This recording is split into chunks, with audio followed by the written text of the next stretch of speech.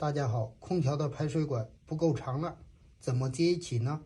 很多的朋友就选择直接呢把这剪开，然后插到这个里边。其实这样接呢，有的时候呢有泥有污垢会堵上，慢慢的堵死了以后，它就非常的麻烦了，就无法排水了。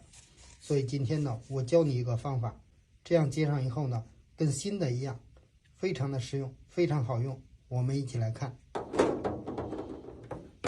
我们把这个管呢，从凹槽这里剪开了，剪完以后，把这个边呢给它修复一下，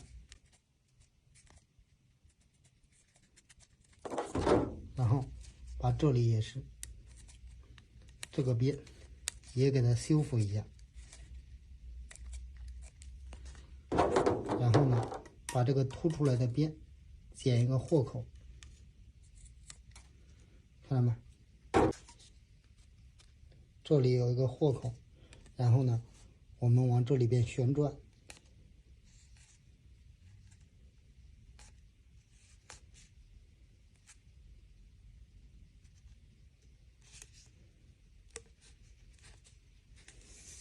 大家你看，这样接上以后，你还能看得出来吗？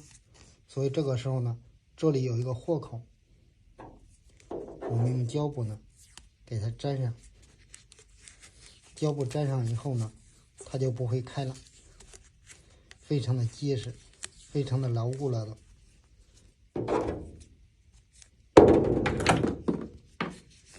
你看，怎么拽都拽不开，是不是？这个方法非常的实用，一点都不会阻水。好了，把这个分享给你，希望可以帮到你。感谢观看，再见。